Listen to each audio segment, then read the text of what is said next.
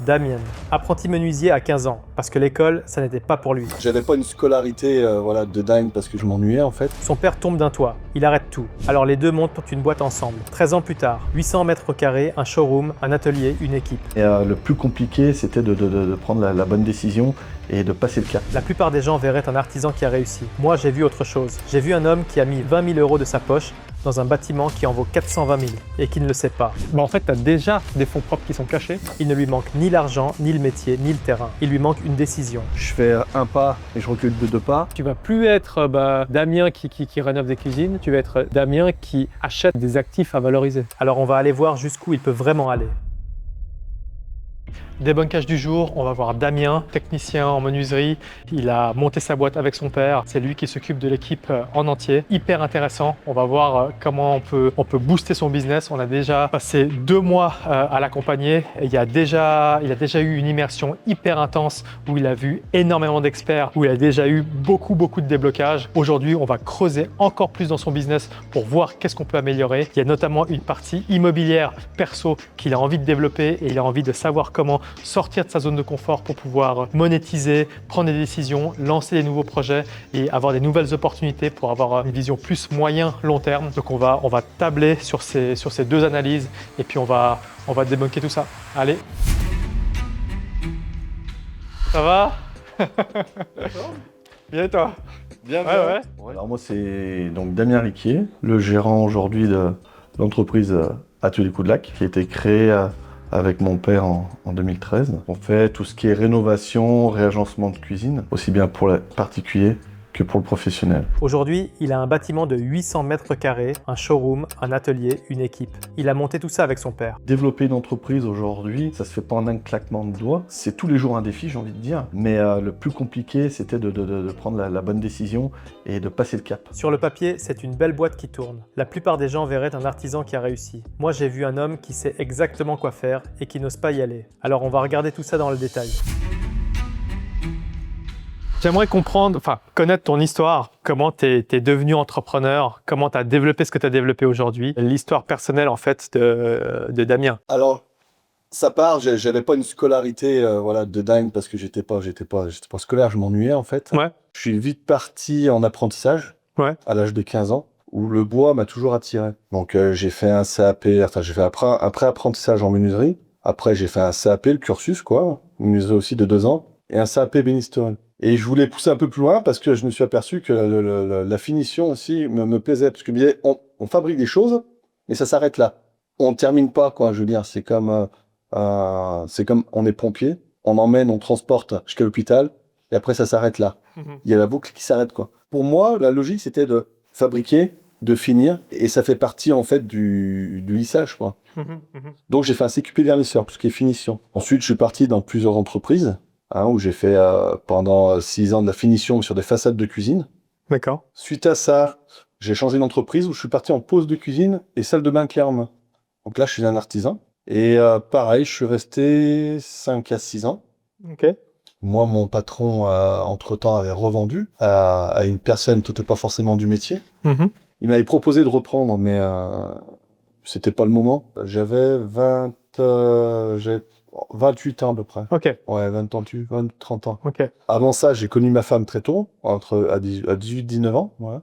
Ça fait 26 ans qu'on est ensemble. Ah wow. Ouais. Et depuis qu'on se connaît, en fait, j'ai toujours voulu monter quelque chose. Ça a toujours été de ma volonté, je savais pas quoi, mais j'ai toujours voulu monter mon business, en fait.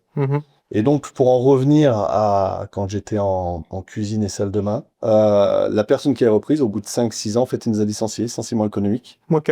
Voilà. En parallèle, mon papa, lui, était technico-commercial dans tout ce qui était traitement de charpente. Et il a eu un accident. Donc, tombé d'un toit. Donc, grosse opération. Il s'est fait opérer sur Genève. Ah ouais. Ouais.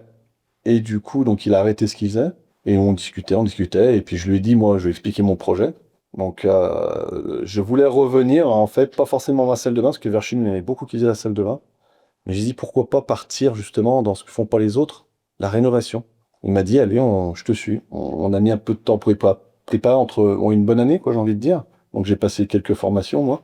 Et en 2013, en fait, on s'est lancé. On a loué un local de 100-120 mètres carrés avec un petit bureau. On a commencé à mettre une cabine de peinture, une cabine d'aérogommage. Et mon père travaillait avec moi. C'est lui qui faisait plus la partie commerciale. Donc on a commencé par faire de la rénovation de meubles et petit à petit à faire de la cuisine, la rénovation de cuisine. En 2016, on a commencé à prendre Cédric, qui est un de mes salariés, qui est encore là aujourd'hui d'ailleurs. Et entre 2016 et 2021, on a repris un autre local pour s'agrandir. Et entre-temps, on recherchait un terrain pour avoir plus de place et un showroom. Parce qu'en rénovation, les gens n'arrivaient pas à se projeter, surtout en cuisine. Et donc, on a dit, il nous faut un showroom et il nous faut une surface plus grande en production. Donc, on a commencé à faire les plans, recherche de terrain. Et en 2021, voilà, le bâtiment est sorti de terre et on s'est installé là où on est aujourd'hui, où on a un bâtiment qui fait entre 700 et 800 mètres carrés. Et où là, on a vraiment, pareil, la partie aérogommage, on a la partie où tout est cadré, en fait, ça fait un cycle. Voilà. Ça part de la préparation, aérogommage, ponçage, et finition. Et entre-temps, eh ben, on se développe, c'est-à-dire que maintenant, on fait aussi tout ce qui est plan de travail et crédence en céramique. Donc, on fabrique, nous, nos plans de travail en céramique, nos crédences, et en fait, on apporte des choses en plus, mais ce qui reste dans la cuisine, j'ai envie de dire. Voilà. Les meubles, je commence à retirer un peu tout ce qui est mobilier. C'est pas ma bataille, j'ai pas envie de me battre pour ça, parce que vers chez nous, il y a beaucoup de gens qui le font eux-mêmes. Voilà, il y a des auto-entrepreneurs qui vont le faire. On a plus de boulot en ce qui concerne la cuisine et le réagencement. Voilà. Parce que le réagencement, c'est pareil, ça fait maintenant 4 ans qu'on a mis ça en place. Donc quand on rénove des cuisines, en fait, on va refabriquer des meubles en complément. Ça peut être un îlot, ça peut être des meubles hauts, des meubles bas, tout en rénovant le reste. Voilà où on en est aujourd'hui. Ok. Là, vous êtes combien? 4. 4. Chiffre d'affaires? 530. Ton papa est toujours dans la boîte? Ça fait 1 an qu'il a arrêté, 1 an et demi. Lui avait un rôle commercial. Exactement, ouais. Comment était son rôle commercial avant qu'il arrête? Alors, il allait chez les clients. On faisait venir les clients chez nous au showroom. Après, c'est lui qui se déplaçait. Puis après, il faisait devis, facture. Puis la suite de chantier, c'était moi. Depuis qu'il est parti, il y a eu une baisse du chiffre d'affaires ou pas? Non. D'accord. Parce que toi, tu as repris la relation client. Exactement. Donc, tu l'as suivi pour la reprise de la relation client à chaque fois. En fait, mon père, j'ai toujours vu faire. Et puis, on discutait énormément. Donc, il m'apprenait des choses en termes de commercial. Et c'est par rapport à lui que j'ai appris déjà les bases. Et après, moi, je me suis formé aussi moi par moi-même. Parce qu'on n'a pas le même caractère. Et comme au moins le jour où il s'est retiré, moi, j'étais à l'aise, quoi. Là, tu as un associé qui est rentré entre-temps? C'est pas un associé, c'est un collaborateur. C'est un collaborateur. Ouais, Sébastien qui est là, qui est avec moi au bureau, et où justement, ça me libère plus de temps, parce que moi, quand il y a des gens qui viennent au showroom, où là, je commence à l'envoyer un peu à des rendez-vous pour des cuisines, et il gère aussi la partie atelier avec les gars. Ok, donc depuis Tenkai, tu passes beaucoup plus de temps dans la partie commerciale qu'avant? Ou qu'est-ce qui a changé en fait? Non, alors la partie commerciale n'a pas changé. D'accord. Voilà, c'est juste que j'étais sur tous les fronts en fait. Ok. C'est-à-dire que les gars venaient me voir moi et c'était ça toute la journée quoi. Ça s'arrêtait jamais. Seb, bien sûr, qui me sollicitait aussi et en fait j'étais de partout.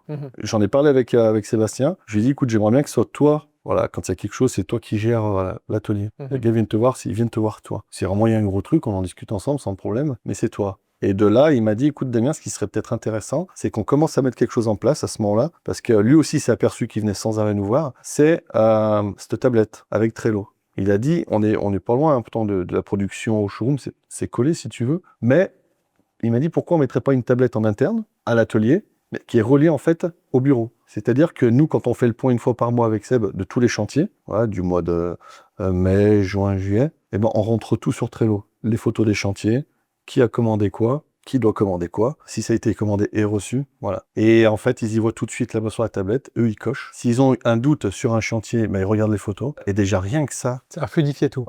Rien que ça, moi, ça me soulage. Et de savoir même que Seb va régulièrement à l'atelier, où il vient le voir lui, voilà, ça y est, je me dis, c'est bon. Ça commence, ça y est, ça se met en place. Ok. Voilà. Ouais. Ok. Il y a encore des choses à améliorer, hein, mais parce que moi, j'ai encore toute la partie devis, rendez-vous, je passe des commandes aussi. Je passe les commandes des plans de travail, crédences, électroménager. Après, le reste, c'est eux. Voilà, ils ont chacun leur partie. Je vais avoir Laurent qui, lui, va faire les produits, les lacs, tout ce qui est peinture. Seb, c'est tout ce qui est quincaillerie, panneaux de bois. Voilà. Et puis moi, plan de travail, crédence, et puis électroménager. Donc justement, moi, ça va me libérer du temps déjà par rapport à ça. Ouais.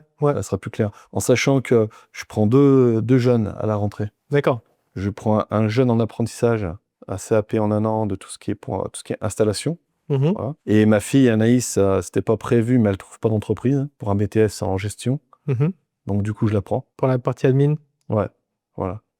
Ok. Elle a quel âge? 19 ans. Ok. J'aime former, si tu veux, tu vois. Mais je veux qu'il y ait du boulot, quoi, tu vois. Ouais. C'est moi qui prends ça à cœur, en fait. Ouais. Tu vois. Et là, depuis qu'on a commencé ensemble, comment a évolué ton chiffre d'affaires? Aujourd'hui, j'ai envie de dire, le chiffre d'affaires, il n'a encore pas évolué parce que je me suis plus concentré sur les projets, en fait. C'est des projets qui prennent un peu de temps, tu vois, comme le bâtiment et puis les cuisines. Mais je pense que là, à partir de septembre, c'est là où ça va. Parce que c'est là où on va être en place, en fait, rien que pour les cuisines, tu vois. Je suis en train de mettre en place aussi tout ce qui est Google Ads, je l'avais déjà. Ouais. Mais suite, justement, à ce week-end, d'avoir échangé avec d'autres personnes, là, je l'ai augmenté. Ouais. Je me suis mis en relation aussi avec Hugo, qui va me suivre. Ouais. On a eu un visio ensemble. Et il va me faire tout ce qui est vidéo, justement, pour tout ce qui est les réseaux. Ouais. Pour justement augmenter la visibilité, que ce soit en rénovation et en cuisine neuve. Voilà. Donc, c'est un travail qui est à mettre en place, mais je sais qu'à partir même pour les cuisines neuves, à partir de septembre, ça va bouger, ouais. Ouais, complètement. Tu me parlais également que tu avais une partie projet immobilier. Oui. Tu peux me remettre le cadre sur ce projet? Alors, là où est placé mon bâtiment, en fait, j'ai encore du terrain. Et ce terrain, ça fait depuis 2021 que c'est de l'herbe. Je cautionne pas parce que pour moi, c'est du temps de perdu, puis c'est de l'argent de perdu aussi. Donc, le but, c'est de monter un bâtiment où nous, on va se garder un coin stockage parce qu'il nous manque un peu de place. Et dans ce bâtiment, en fait, j'hésitais. J'hésitais pendant longtemps. J'ai dit, je vais attendre que je développe l'entreprise pour qu'on se mette à l'intérieur. Au début, je voulais racheter des machines, enfin, tout un process. Et puis après, je refaisais un peu en arrière. Après, j'ai dit, je vais peut-être louer des cellules à des artisans. Les jours où on en aura besoin de nous, à chaque fois, je me mettais des barrières. Et depuis que tu m'as dit, justement, Damien, mais arrête de te poser des questions. Donc là, j'ai dit oui, j'arrête complètement. Et donc, j'ai tout mis dans les mains de l'architecte. Et à l'intérieur, en fait, je veux faire du stockage. Donc, ça commence à se clarifier. Ça y est. Ouais. Voilà. Donc, le travail avec l'architecte, t'as débloqué, en fait, ça y est, des décisions. Ouais. En fait, j'avais déjà des plans qu'il est en train d'affiner. Et je veux faire des box de stockage. Voilà. Je vais le faire à 2 niveaux. Pour louer. Surface à louer. Ok. Ouais. De 5 mètres carrés à 20 mètres carrés pour les particuliers ou pour les pros. Et tout sera digitalisé, en fait. Avec un site internet. Ouais. Les gens commanderont sur le site internet. Et puis moi, l'avantage, c'est que je suis à côté. Donc s'il y a un couac pendant la journée, je serai sur place, quoi. À mon sens, je trouve que c'est quelque chose qui est rentable. En fait, ce que je cherchais, c'est de rentabiliser assez rapidement le bâtiment. Donc j'attends le résultat de mon architecte. Et par la suite, je vais faire une étude de marché. Donc je vais commencer à poster des choses, comme tu me disais, sur Internet. Voir le ressenti et le besoin des gens avant de tout lancer, quoi. Ouais. Là, du coup, c'est une surface de combien? Au sol, 400. Et vu que je fais un étage, ça va faire 800. Ok, c'est grand. Ouais. Ça va être plus grand que la surface que tu as actuellement. Exactement. Ok. Toi, tu veux finalement pas déménager tes bureaux de l'autre côté? Tu vas laisser là où ils sont? Oui, parce que nous, on a de la place. Ouais. Là où on est, nous, ça nous convient très bien. Et je veux pas plus de salariés. Comment t'es au niveau de tes marges, là? Moi, mes marges, elles ont pas trop bougé. Ouais. Je les baisse pas. Ouais. Je baisse pas mes prix non plus. Ça reste sur la même lignée, ouais. Et quelle est ton ambition, en fait, par rapport à ta boîte? Alors déjà, de mettre en place le projet de cuisine. Ouais. Ça, c'est vraiment quelque chose que je veux développer après. Si vraiment ça fonctionne, c'est d'en mettre un peu de partout après. Monter mon bâtiment et mettre ce projet en place. Et puis ensuite, il y a 2 choses. C'est-à-dire, on va faire du clé en main pour la rénovation. Voilà, on va faire la cuisine, on va faire les peintures. Là, j'ai une demande pour une salle de bain, une rénovation de cuisine et une salle de bain clé en main. J'ai dit oui. Voilà. Donc là, du coup, c'est quoi comme chiffre d'affaires, juste ça? On a rendez-vous la semaine prochaine. Okay. C'est des gens que j'ai vus cette semaine. Ouais. Et on a posé un rendez-vous pour la semaine prochaine. Okay. Ouais. J'aime l'immobilier, j'aime ça. C'est quelque chose qui me plaît, en fait. Et, mais je suis pas quelqu'un qui saute sur n'importe quoi. L'idée, c'était soit de reprendre un hôtel, et nous, on l'agence complètement, parce qu'on a le potentiel pour, et de revendre derrière, ou de mettre une gérance, voilà, et faire travailler l'entreprise, tout ce qui est agencement, rénovation. Ça veut dire acheter l'immobilier, et ensuite le gérer. Ouais. Enfin, le rénover et le gérer. Ouais. Tout dépend du ROI et puis de l'opportunité que tu as en face de toi. Ouais. Parce que s'il y a un hôtel qui veut le prendre en gérance et puis qui paye un très bon loyer, bah, tu peux accepter et pas te casser les pieds. Ouais. Et si, s'il veut tout reprendre et puis racheter, bah, tout dépend du prix.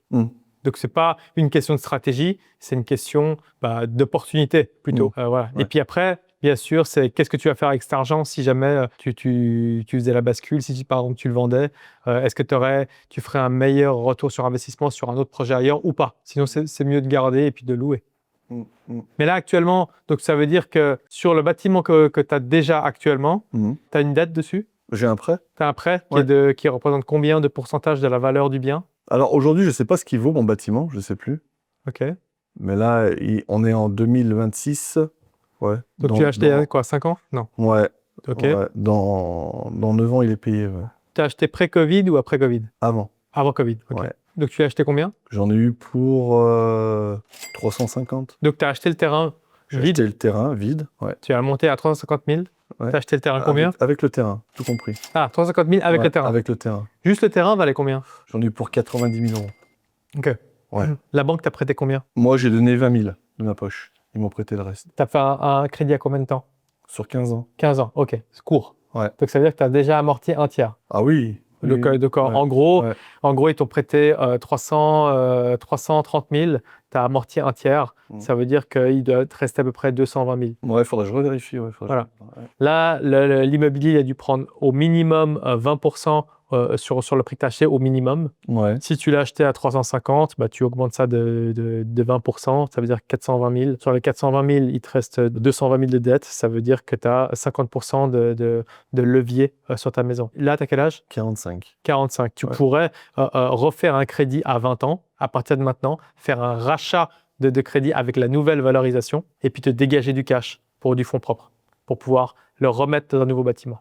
Donc là, si tu as un financement du bâtiment qui est, je dirais, entre 70 et 80%, ouais. Ça veut dire que tu peux encore avoir 30% de levier sur ton bâtiment. Ça veut dire que tu peux encore prendre 100 000 de fonds propres. Ça veut dire que tu as 100 000 de fonds propres pour pouvoir construire ton nouveau bâtiment, sans compter que la banque va encore te prêter pour le nouveau bâtiment.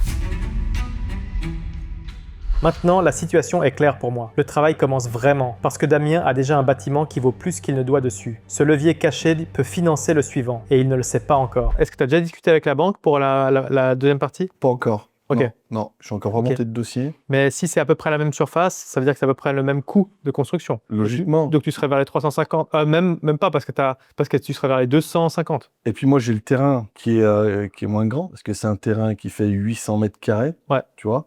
Le terrain, moi, tout est déjà payé. Ouais. Par contre, je peux me revendre un bout de terrain pour me faire du cash.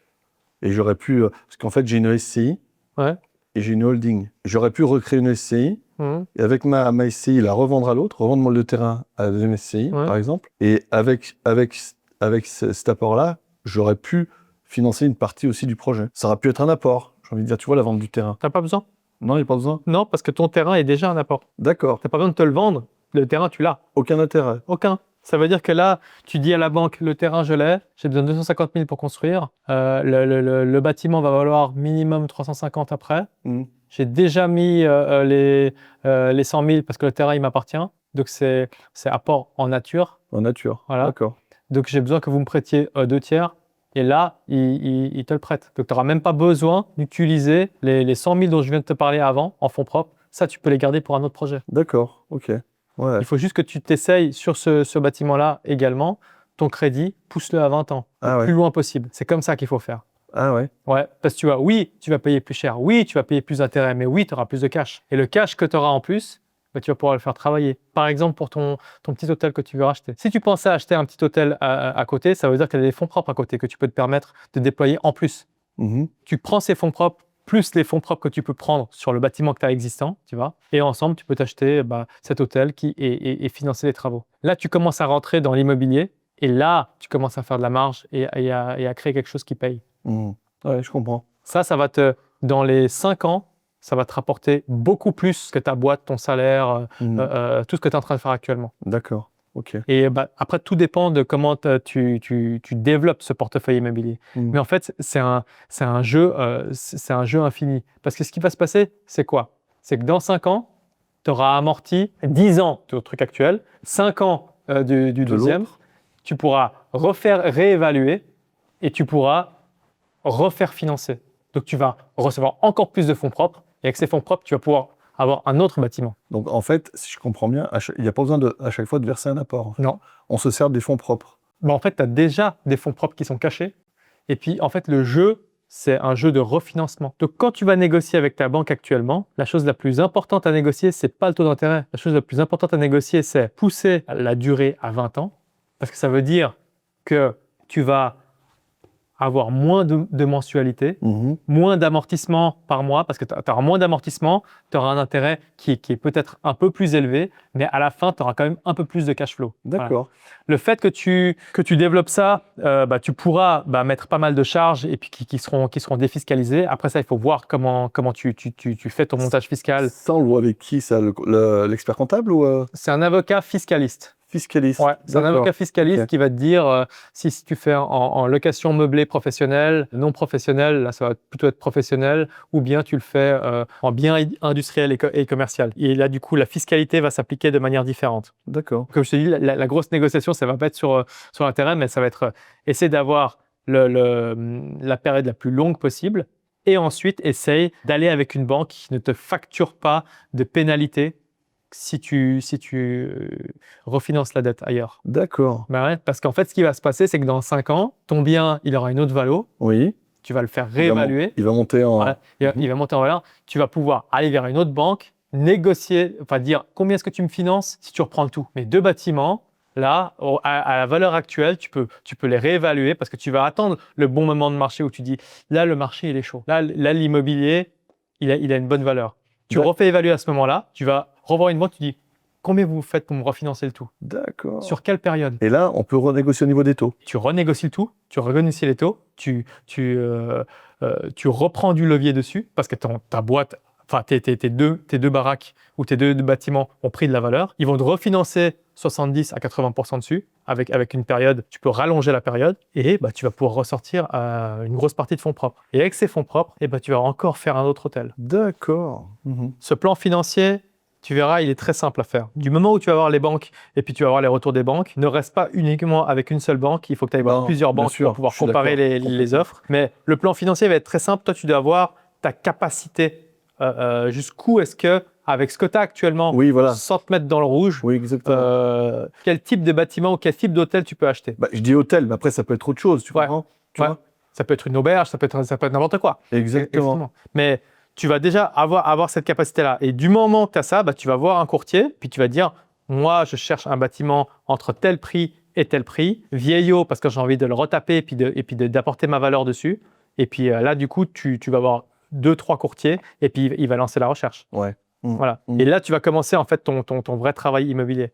Et tu verras que tu vas créer ton propre chiffre d'affaires. Avec tes équipes, tu sais que tu vas pouvoir consacrer une grosse partie dans tes propres bâtiments parce que c'est financé par la banque. Ouais, exactement. Voilà. Ouais, tout à fait. Là, il y a un truc qui est assez intéressant parce qu'on parle beaucoup de comment organiser ta boîte. On parle beaucoup de comment optimiser la boîte que tu as actuellement. On parle beaucoup également de gestion des responsabilités. Mais moi, je vois en tout cas une valeur qui est énorme dans cette partie immobilière qu'il faut activer chez toi. Parce qu'en fait, je pense que dans les 3 prochaines années, ton profil va complètement se transformer. Ton identité va se transformer. Tu vas plus être Damien qui rénove des cuisines, tu vas être Damien qui achète des actifs à valoriser. Ouais, exactement. Ça n'a rien à voir dans la pyramide de valeur. Ouais, c'est vrai. Ouais, complètement. Mais par contre, c'est super fort parce qu'en fait, vu que tu as quelque chose qui est très précieux, qui est la connaissance technique en fait dans le micro-détail, là maintenant tu peux monter parce que tu maîtrises le coût des travaux. Tu sais ce que ça coûte. Tu arrives à te rendre compte. Tu arrives à te projeter combien ça pourrait coûter, comment tu peux optimiser tout ça. Donc en fait, dès que tu vas commencer à faire de l'immobilier et du financier, la partie opérationnelle, ça va être du gâteau pour toi. Et le financier, c'est facile. Cette transformation-là, en fait, elle va également transformer tes équipes petit à petit parce qu'ils vont être de plus en plus en coordination. parce que ça commence déjà. Hein. Tu commences déjà à accepter plus de marchés et puis tu commences déjà à avoir des sous-traitants et tu commences déjà à sélectionner tes bons sous-traitants, les bons, les mauvais, etc. Et puis à pouvoir absorber plus de chiffre d'affaires, des chantiers plus larges. Et petit à petit, tu vas commencer à devenir rénovateur général pour toi-même. Exactement. Mais quand ça va être pour toi-même, qu'est-ce qui va se passer? C'est que tu auras des références qui sont plus grandes et automatiquement, tu auras des appels d'offres qui sont plus grands pour des objets de ta taille. Parce que c'est des références, hein, ce que tu es en train de faire pour toi. Ouais. Et vos marchés seront de plus en plus grands. Et là, tu vas devoir dire, OK, maintenant, comment j'organise mon temps? Ça commence déjà à se profiler là. Là, ton agenda, comment est-ce qu'il a évolué depuis ces 2 derniers mois? Mon agenda perso, Perso. c'est un peu compliqué parce que j'ai pas peur des heures. En fait, je suis tellement habitué à ça que tu vois, j'arrive au bureau à 6h30 le matin, je vais repartir à 20h. Voilà. Ouais. Mais par contre, aujourd'hui, je me dis, allez, j'ai ma fille je dois la récupérer à un endroit où on prend la tête, que ce soit l'après-midi, milieu d'après-midi ou le matin. Je m'impose rien en fait. Ouais. Je me dis, allez, je pars. J'ai mon entreprise qui tourne, ils sont là. Ouais. Je prends mon véhicule, j'y vais, je reviens 1 heure après ou 2 heures après. Ce sera toujours pareil. Hein. Alors qu'avant, non. Non. Est-ce que tu sens que tu es plus créatif? Mieux dans ma peau. Ouais. Même si les projets sont encore pas en place, Ouais. mais j'y crois tellement en fait, et que je me dis que ça va marcher, et je suis vraiment bien, je suis boosté quoi. Je l'ai toujours été, tu vois, mais il y a des périodes où justement, avant de venir avec, tu vois, d'intégrer Tenkai, je perdais le moral, tu vois, parce que je me disais, t'es sur tous les fronts, tu vois, tous les projets en même temps. D'un côté, je fais un pas et je recule de 2 pas. Ouais. On attaque un projet, du coup, on le met de côté parce que tu te poses des questions.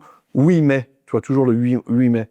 Et je voulais plus ça, quoi, tu vois. Donc, c'est pour ça qu'aujourd'hui, je me focalise vraiment sur le développement de la cuisine et le bâtiment. Voilà. Et après, les hôtels, je vais mettre en place. Voilà. Là, ça y est, c'est parti. Et je me sens bien mieux, complètement. Ouais. Et qu'est-ce que tu penses maintenant de ton agenda? Qu'est-ce qui resterait à optimiser? Je pense qu'après, ce sera plus tout ce qui est devis, tout ce qui est facture, tu vois. Est-ce que c'est moi qui continue à y faire? Ma question, c'est, parce que tu sais que non, parce que ta fille va arriver. Est-ce que tu as une structure qui est suffisamment robuste et un process qui est suffisamment clair pour que ta fille soit efficace? Non, il y a encore des choses à améliorer. Parce que c'est ça. Complètement. Non, il y a encore des choses à améliorer, bien sûr. Tu commences à staffer.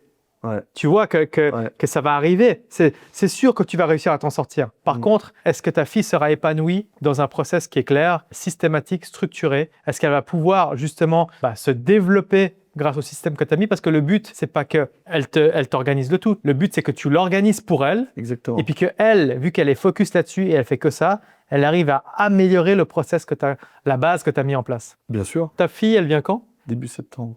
Et là, qu'est-ce qu'elle fait l'été? Elle travaille à Intermarché, en caisse. Elle a un contrat étudiant. Ok. Elle habite chez toi? Oui. Ok. Tu devrais co-construire ce système avec elle maintenant. Pas attendre que quand elle arrive, tout est prêt, puis voilà les clés, ma chérie. Elle va pas être impliquée. Là, maintenant, vous prenez quelques heures par semaine ensemble et tu dis, voilà comment je suis organisé aujourd'hui. Jette un œil avec moi. Est-ce que ça te dit qu'on organise ensemble pour que quand tu arrives, bam, tu sois machine de guerre? Il faut que tu l'impliques dans le projet de co-construction parce que c'est comme ça que le change management marche le mieux. En fait, tu l'impliques dans la partie créative. Tu dis, OK, aujourd'hui, c'est un petit peu le bordel. Regarde, je suis comme ça. Comment est-ce que tu penses qu'on devrait faire ensemble? Ça, c'est le meilleur de tous. Parce qu'elle va sentir sa valeur ajoutée là-dedans, puis ça va la motiver. Tu vois? Complètement. Cette partie entrepreneuriale, il faut la réveiller en elle. Ouais. Sur la partie financière et admin, aujourd'hui, tu gères comment cette partie-là? Ouais, j'ai encore 2 ou 3 choses à mettre en place, à finaliser. Ouais. Mais j'ai mes tableaux. Dès que j'ai un devis, je suis en train de faire un devis, je le rentre dans mon tableau. Tu as une fiduciaire, tu as un expert comptable qui te fait les closings. Là, on va faire le point justement. J'en ai parlé hier. Et j'aimerais bien faire justement un point sur les charges fixes. Ouais. C'est ce que je lui dis. Ouais, j'aimerais bien qu'on refasse un point. S'il y a des choses à éliminer, s'il y a des choses à reprendre. Ouais. Ça, c'est sûr. Après, en termes de... J'ai un tableau que j'avais fait avec mon expert comptable pour tout ce qui est marge, justement. C'est-à-dire que mes gars, ils ont un tableau sur un ordinateur à l'atelier. Tous les jours, ils rentrent les heures de tel client. Et moi, j'ai le temps à l'atelier, le temps de pause. Chaque fin de semaine, je le fais à la fin du mois. Je prends la clé USB, je mets sur mon ordi je prends mon tableau. Et sur chaque chantier, je prends toutes les factures, en fait, des dépenses qu'ils ont eues, des matériaux, et le temps qu'ils ont passé, en fait. Et ça me calcule tout, tu vois. Et j'ai ma marge réelle, voilà, le temps qu'ils ont passé, est-ce qu'ils ont passé trop de temps ou pas. Ouais. Donc, ça veut dire que tu sais sur quel type de mandat tu gagnes le plus. Oui. Oui. Est-ce que ton commercial est orienté par rapport à cette donnée? Oui, quand même, ouais. Qu'est-ce qui marche le plus? Ce qui marche le plus, c'est quand on va faire des meubles. Parce qu'on n'a pas beaucoup de matières premières. Mais c'est pas ce que tu as décidé d'arrêter de faire? Si. Si, parce que c'est pas des gros volumes. On a plus de demandes en cuisine. Parce qu'il n'y a pas assez de volume. Ouais, il n'y a pas assez de volume. Mais pourquoi arrêter? Parce qu'il y a d'autres personnes qui le font, et c'est pas vraiment que c'est des gros meubles, tu vois. Ça va être des fois des petits chevets. Quand on disait l'autre jour qu'il fallait qu'on refuse, tu vois, des choses, des chantiers, c'est ce genre de choses. On va donner 2 chaises, tu vois. Et je me dis, tu vois, ces 2 chaises, c'est du temps qu'on va perdre sur un autre chantier qui va être plus rentable. Alors, ça veut dire que c'est parce qu'il y a plus rentable. Pas ce genre de choses. Ça commence à être rentable quand vraiment tu vas avoir une salle à manger entière, par exemple. Tu as un buffet, tu as la table. Alors, ça veut dire que tu vas arrêter de faire les petites chaises, mais tu vas faire la salle à manger entière. Là, oui. Donc, en fait, tu l'acceptes uniquement sous un minimum de volume. Voilà, exactement. Voilà. Tout à fait. Moi, demain, je ne vais pas rejeter la personne qui va me dire Damien, voilà, j'ai buffet, toute une salle à manger. Je ne vais pas dire non. Non, par contre, oui, un petit chevet, non. Ça, c'est important de le cadrer parce qu'en fait, ça va être la ligne directrice de ton commercial ou de tes commerciaux. Oui. Parce que quand tu vas dire, OK, ça, on fait, mais que sur ce volume-là. Voilà, exactement. Et voilà. Et puis après partir sur l'orientation. Ça veut dire qu'en fait, même dans le marketing, tu dois quand même pousser le fait que tu fais des meubles, mais les salles à manger entières. C'est toi qui a reçu le label, une certification, il a un label.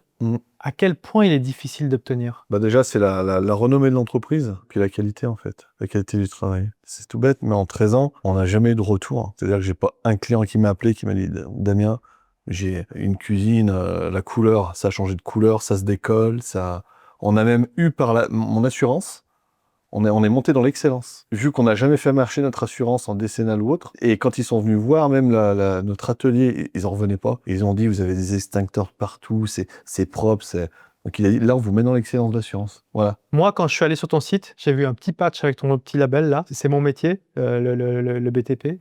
Aucune idée de ce que c'est ce patch. Ah oui, d'accord, oui, j'ai compris. Oui. Tu dois le vendre, ce patch. Tu dois le mettre en avant différemment. Tu dois dire à quel point c'est difficile de l'avoir. Ouais, je comprends. Ta force marketing doit se baser autour de l'ultra qualité et l'expertise. Après, si tu es même moins cher que les autres, incroyable miracle. Ouais, c'est vrai. Mais tu dois te faire ultra qualité, artisan. En fait, il faut que ton site il soit léché comme si tu étais le meilleur rénovateur et spécialiste cuisine du monde.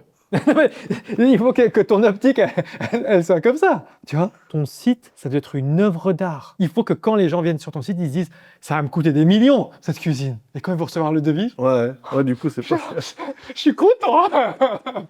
Tu vois. Non, mais l'histoire du label, c'est une bonne idée, parce que nous, on s'est dit, clac, on le met, mais les gens ne connaissent pas. Ouais, non. Mais oui, on l'explique pas, forcément. Bah ouais, carrément, je suis d'accord, complètement. Donc en fait, ton angle marketing, il est super puissant. On le met mal en avant, en fait. Et ça, il faut le pitcher, il faut le mettre en avant parce que c'est votre grosse différence. Complètement. C'est le premier accompagnement que tu fais ou tu as déjà fait d'autres accompagnements avant? Tu sais, je l'ai fait avec... Ok. Et tu vois une différence? Ah oui. On n'est pas dans le scolaire. Il y a des bonnes questions qui sont posées en face, tu vois. Tu nous poses les bonnes questions, des bonnes remises en question. Et c'est pas, en fait, on va mettre 6 mois à préparer des tableaux, à préparer des feuilles, et on verra dans 6 mois ce que ça donne. En fait, pendant 6 mois, t'as pas de réponse encore. Moi, il me faut une réponse pour me dire, allez, pour avoir un objectif, je sais que j'ai 6 mois pour préparer ça parce qu'on va faire ça. Non, moi, on m'avait dit, au bout d'1 an, on prendra la bonne décision. Ouais, mais je gagne quand de l'argent, en fait? Je veux bien, mais entre-temps, on peut peut-être essayer de s'échapper pour essayer de gagner de l'argent là, et puis ça, on le travaille en parallèle. Tu vois ce que je veux dire? C'est comme des profs, que ce soit collège ou lycée, ils ont leur process toute l'année, clac, on n'échappe pas, tu vois. La différence, elle est là, en fait. Et pourquoi tu penses qu'il y a ces différences-là? Tu arrives à t'adapter à chaque situation, chaque personne que tu as en face de toi. Même si tu as un process, tu arrives à voir le défaut, tu arrives à voir l'humain aussi, tu vois, le caractère de l'humain, que les autres ne voient pas. Je me souviens quand on s'était vu avant que je rentre, je m'ai posé la question, je t'avais parlé franchise, tu m'as dit non. Tu m'avais expliqué certaines choses, là, j'ai nexté, hein. J'ai dit, OK, j'ai eu ma réponse. C'est tout ce que j'attendais, en fait. Tu vois, même l'échange qu'on a aujourd'hui, ma vision est claire. Donc, content d'avoir rejoint Tenkai. Mais complètement, parce que moi, c'est ce que je dis, personne n'est là pour perdre du temps. Bien sûr qu'il y a des choses qu'il faut mettre en place qui prennent du temps, mais ça fait partie d'une logique. Mais en tant qu'entrepreneur, on attend des réponses, en fait. On attend juste des réponses, oui ou non. Et qu'est-ce que tu penses, justement, parce que la différence entre mon accompagnement et puis les autres, j'avais beaucoup étudié ça déjà, et par rapport à mon vécu. Moi, j'ai toujours travaillé en collectif et mes directeurs ont toujours travaillé en collectif. Donc, je voulais quelque chose de similaire. Et j'ai toujours eu une douzaine de directeurs qui travaillaient ensemble et justement, on s'entraidait. Là, j'ai voulu faire justement un accompagnement qui mixe mon expertise, mais garder ces cohortes collectives. Parce que je trouve que la valeur qui est apportée là-dedans, la motivation, la valeur, le partage est aussi puissant que l'expertise que je peux amener. Qu'est-ce que tu en penses? Moi, j'y trouve clair parce que on n'a pas besoin de passer une semaine à s'acharner à remplir des documents parce qu'on nous a demandé de le faire. Tu vois, on s'acharne à remplir des choses, c'est ce qui se passait avant. Et ce que j'aime bien, c'est que même si c'est 2 heures, tu vois, et je trouve que 2 heures, c'est bien, parce qu'1 heure, c'est pas assez. 2 heures, c'est le bon compromis. C'est pas trop, faut pas plus, je pense. Faut pas plus. Parce que 2 heures, on a le temps de faire le point, on a le temps de poser des bonnes questions et d'avoir des réponses. Moi, rien que ça suffit, en fait. Rien que ça suffit. Même s'il y a des choses à faire par la suite, ça nous prend pas des journées entières. Mais par contre, on cogite, on sait ce qu'on a à mettre en place. Et la semaine d'après, pour moi, j'ai pas besoin de poser 10 questions, en fait. Parce que je sais que je vais revenir la semaine d'après, je vais avoir 1 ou 2 questions, ça me suffit. Et je sais que j'aurai les réponses derrière. Et ça, le fait que de ton expérience que tu as eue, justement, avec tes directeurs, qu'on soit en groupe aussi, on le ressent, quoi. Tu vois? Et c'est fort. Là, tu vois une différence entre il y a 3 mois et puis maintenant? Ouais. J'ai les visions plus claires, en fait. Les 2 points qui étaient importants pour moi, c'était ce bâtiment, hein, tu vois. Ouais. Et puis, le développement de l'entreprise, quand tu me parlais des cuisines. Et, en fait, ça fait 2 tilts. Ouais. Le bâtiment, tu lui dis, mais arrêtez de vous poser des questions, tu vois. Et la deuxième chose, quand tu m'avais dit, pour les cuisines, pourquoi tu vas pas, tu sais faire. Alors, pourquoi tu vas pas, en fait? Ouais. Bah oui, Et là t'en fais quoi? T'en fais 2, 3 de cuisine, là, depuis? Là, on en a 4. 4, voilà. En 3 jours. Voilà. T'as combien de marge dessus? Alors, on n'a pas... en fait, sans qu'on va pouvoir pas regarder parce que on a vu les fournisseurs. C'est quand même important. Oui, mais c'est tout venu d'un coup. Ouais. C'est tout arrivé d'un coup, en fait, sans forcément... En fait, je t'explique, on a vu un fournisseur, on a vu pour un logiciel, parce qu'on en fait, nous, de la cuisine, mais là, on veut passer pour faire de l'entrée de gamme, tu vois, on veut pas faire du haut de gamme pour le moment, histoire de ramener du marché. Et on a vu un groupement d'achat, tu vois. Donc ça y est, ça c'est fait, donc j'ai répondu, ils sont en train d'analyser pour le groupement d'achat. Et entre-temps, on a eu de la demande parce que mon gars fait les marchés. Tu vois. Moi, je suis allé voir des gens qui m'ont appelé aussi pour une demande de rénovation de cuisine. Et ils ont un appart dans le sud, ils ont un appart à Morzine. Il y aurait 2 cuisines. Et t'as allergie, tu fais. Tu vois. Donc là, on va trouver des poseurs. On va acheter des cuisines, nous, on va faire les plans, puis terminer. Mais tu vois, en 3 jours, t'as 4 cuisines. Donc là, c'est pour ça qu'on va booster. C'est quoi la marge estimée par cuisine, à peu près? Là, on va être à 40-45. 40-45% de marge? Et là, c'est quoi le chiffre d'affaires de ces 4 cuisines? Alors, moi, j'en ai 2 que j'ai vus. Les 2 autres, on n'a encore pas pris les rendez-vous. Ils viennent lundi. Donc ça, je peux pas te dire. Les 2 autres, on va être à 7 000 € la cuisine. Tu vois. Ça fait 14 000 €, en gros. Et on va faire 40-45 dessus.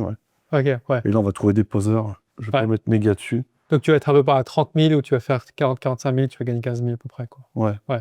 Et l'avantage de passer par un groupement d'achat, c'est qu'on a 8% dessus déjà. Et à la fin de l'année, ils nous reversent encore des... Donc, c'est top. Et là, on prend l'électroménager, on prend tout, plan de travail, on se prend pas la tête. On a plus d'avantages en passant par eux. Donc, bien sûr. Qui marche plus en neuf. Ah oui. On s'arrête là pour aujourd'hui. Il a son plan, les cuisines maintenant, le bâtiment ensuite. Le reste, c'est de l'exécution. Et ça, il sait faire. Merci Tang en tout cas. Merci à toi. Bon week-end. Et puis écoute, à jeudi. On se voit tout le temps. On vient de voir Damien là, super profil. En fait, c'est les profils que je préfère parce qu'ils partent de zéro, CAP, technicien. Et puis ensuite, après, il commence à devenir manager, à embaucher. Il a démarré de zéro avec son père. Là, il commence à monter la pyramide de valeur immobilière et de artisan à développeur immobilier. Il a déjà commencé avec quelques bâtiments et je trouve génial son parcours. Parce qu'en fait, il est très simple, il est humain. Ses équipes, elle l'adore.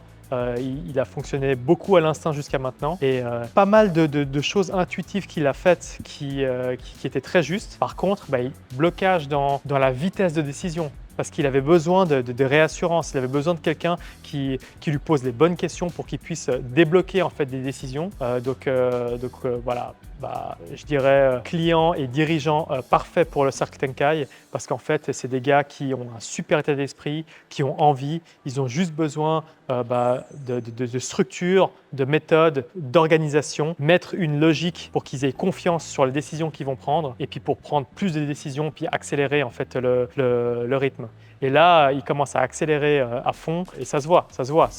Il va très vite augmenter son chiffre d'affaires, être mieux positionné sur les services et les produits qu'il fait, avoir un marketing qui est beaucoup plus laser, donc un coût d'acquisition qui va baisser avec des marges qui vont augmenter. Et bien sûr, il a une vision moyen et long terme qui est super puissante parce qu'il va commencer à faire vraiment de l'immobilier et là, les marges, elles vont se décupler. Il va réussir à se créer un revenu récurrent qui va lui permettre de valoriser ses actifs. Ce qui est super cool, c'est que il a démarré la boîte avec son père, donc en mode familial. Et là, il fait rentrer sa fille dans le business. Ça va être génial, ça va être un business familial qui va grandir. Et puis, je suis hyper content de contribuer en fait à cette aventure et puis à la construction du business familial.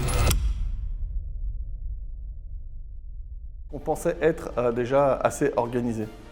Et justement, le fait d'être entré chez Tenkai a permis de nous remettre en question et de pouvoir retravailler sur une nouvelle organisation en interne. En face de nous, on a vraiment des personnes avec un vécu. C'est ce qui nous permet aujourd'hui à nous d'avoir des réponses et une analyse immédiate. Et c'est pour ça que quand je parle d'action-réaction, c'est quelque chose de réel aujourd'hui. Ce qui a le plus de valeur aujourd'hui pour moi, c'est que chaque semaine, on a un suivi. Il n'y a pas une semaine où on n'a pas une réponse. Et il y a ce côté humain. Il y a vraiment de la valeur et un côté humain qu'on a pu retrouver même envers Tang et qui reste proche de toutes ces personnes. Si je peux recommander aujourd'hui Tenkai à des entrepreneurs, j'ai envie de dire c'est à tous ceux qui ont envie aujourd'hui d'évoluer, tous ceux qui ont l'envie, peu importe le métier, et de ne pas hésiter et pas d'avoir peur en fait. Si aujourd'hui je devais résumer Tenkai en un mot, pour moi, c'est action. Il a tout pour exploser. Ce qui le retient, c'est qu'il attend toujours d'être sûr avant de décider. Toi, ton blocage est peut-être ailleurs. Il est à toi et tu n'arrives pas à le voir tout seul. C'est le principe d'un angle mort. Mon métier, c'est ça. Le pointer, le décortiquer et te donner la solution. Si tu veux qu'on regarde le tien, mon équipe organise ça. Je débarque pour te donner le plan d'exécution. Le lien est en description. Tang, il n'a pas besoin de beaucoup de temps pour analyser les choses. Il va percevoir en peu de temps, on va dire, le bien pour l'entreprise, les défauts et les choses à mettre en place. Et après, c'est à nous d'avancer de notre côté par rapport aux conseils qu'on aura de Tang.